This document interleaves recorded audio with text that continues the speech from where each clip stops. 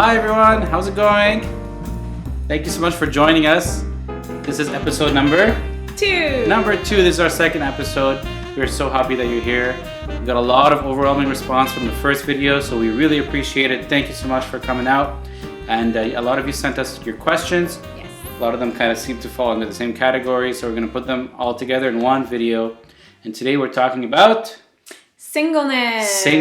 And what does it mean to be single? Yes. So I'm just going to read out the first question aloud. Is that okay? Yeah. All right.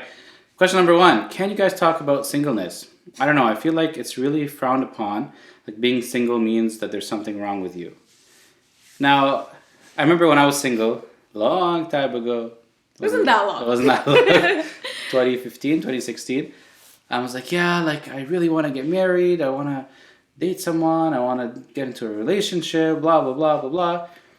And then, but I wasn't realizing that God was working in my heart at the time. Yeah.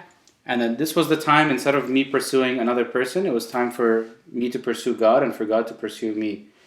And so a lot of times we feel like, oh, like we're single. Why are we single? And then sometimes the enemy comes and plays with our minds, especially as people start to get older. They start to say, you're right. And we've seen a lot of that. So yeah. That is not true. I want to tell you, if you're single, you need to enjoy being single. Yes, you have to. I kind of went through the same thing that Eric did, whereas I was like, my mind was always on marriage. When am I going to get married? Who am I going to get married to? When am I going to start dating? And all these questions. And it's kind of when I gave it all up. I didn't give up hope. I just gave it up for the moment. And I decided that instead I'm gonna pursue God. I'm gonna pursue whatever I was doing at the moment. And I believe I was still studying, and I was like, I'm gonna that's what I'm gonna focus on. And then when it comes, it comes, and it did. It's when I completely forgot about it, when I kind of gave it up to God and surrendered it, that's when it came. But that could be a topic for another time. It's usually when you least expect it. Yes, definitely. When you're not searching for it is when God sends it to you. Which is kind of weird, and but like interesting. I love being married. I love marriage, but I also cherish my single time, and I loved that time, and it's a time that you can never get back. So really cherish it, really invest in it. Build a lot of healthy relationships with people around you. Go into your community, get involved, and just enjoy it. Take it slow, take it one day at a time. Exactly. And I think a big part of marriage is you're living life together as one. So you have to die to yourself. So in your single life, this is your only time for you really, like, you still have to die to yourself daily, to Christ, obviously. But this is the only time that you don't have to check with someone else before you do something. You don't have to die for someone else in that sense. Every morning, every day, every night, doing the dishes, clean it, right? Like there's so many different responsibilities that come with marriage that you just don't have when you're single. And it's amazing to enjoy the season that you're in. Enjoy. And especially even after when you get married, you're always wanting to look for the next step. Okay, when am I buying a house? When am I getting kids? When blah, blah, blah. Yeah. So you're like, we need to learn as a Christian community and as a community in general to be happy where we are, right? Yes. Like we're in elementary school, I want to go to high school. In high school, I want to go to university. University, I want to go work and get a job. Get a job, I want to get a better job. I want to get married. I want to pursue more education. It literally never ends. So if we don't learn to enjoy the season that we're in, then we're really, really setting ourselves up for failure. Yes. Cool? Yes. I think we answered it. Great. Yeah. Question number 2. Nada, this was a little bit for you, but maybe we can both talk about it. It Okay. says, Nada, what are tips you have for guarding your heart while you're single? Yes. So I remember during that season, I really didn't want to get my heart broken. It's happened before in past relationships. Absolutely. And I just didn't want that to happen again. And so my biggest prayer, my biggest hope was that God, like, I really don't want to have my heart broken again. And that was honestly the first step to guarding my heart, is to pray about it, to invest in praying about it. And I would read scripture, I would read books, to kind of encourage me to guard my heart and how I can do that. And it's basically, it's not it's not putting a wall up. I wasn't putting a wall up. I wasn't building a wall or distancing myself with people. But I was just very careful in how I invest my emotions and who I invest my emotions in. And so I made a conscious decision that if I feel like my emotions are starting to act up or whatnot, I'm like, okay, hold on. What did I just feel? Why did I feel it? Who did I feel it towards? And I learned that the most important things is to validate your feelings. When I started liking Eric, there was no point of me saying, oh, no, I don't like him. God, take away my feelings. That pair doesn't work. But it's recognizing like, okay, I like Eric. What am I going to do with it? And it's, okay, God, I like Eric. Now what? Right. And it's waiting for him. It's just waiting to see if we're even gonna start a friendship. And if we do start a friendship, okay, God, like now we're in a friendship. How can I just be his friend without anything more? How can I not have my emotions tangled? And it's just to continuously have myself in check and like check in with myself. And also a big part, which I'll start and then Eric maybe can finish it off, is having someone accountable in your life, having a mentor, talking to someone, hey, like, I like this person. How can I guard my heart? How can I do this? And oftentimes I found that my mentor always checked in with me and it's like, okay, how are you dealing with your emotions? Are you spending a lot of time alone? It was just a lot of check-ins. And so I found that was the most helpful thing for me.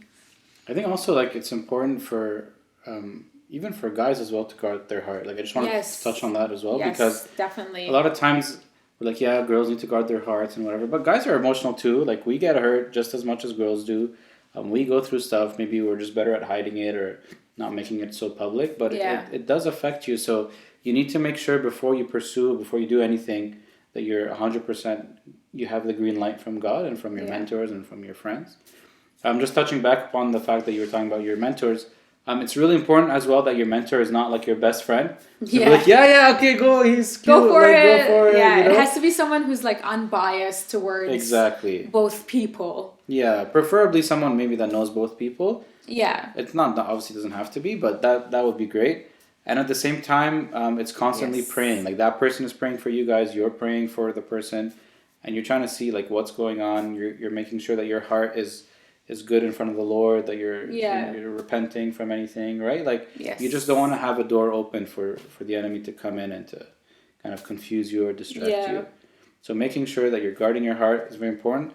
And that you have a mentor or someone that you're accountable to, very, very important. Actually, one more thing I'm going to touch on, and especially when it comes to guarding your heart, is like, let's take it as it is and like flirting. Like talk about flirting. We flirted in the beginning. Sorry guys. Yeah. And it kind of has to happen. Like it sparks something, right? But it's like, okay, I'm going to set a limit and I'm not going to go past this.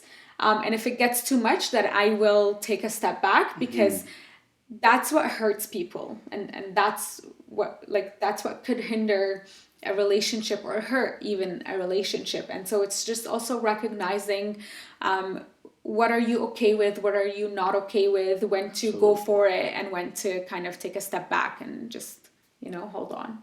And at the same time, in your singleness, you should be praying for what you want in a partner and what God wants for you in a partner, right? And you should be praying for that person that you're talking to. Or even if it's someone you don't know yet, like, right? There's people that are single. I used to do that. Before we started dating, I used to write these letters, like, dear future husband, like, today I'm praying for you. Today I'm praying for your success, and so on. So pray for the person even if you don't know who they are. Exactly. Yeah. It goes back again to enjoying the season that you're in. Yes.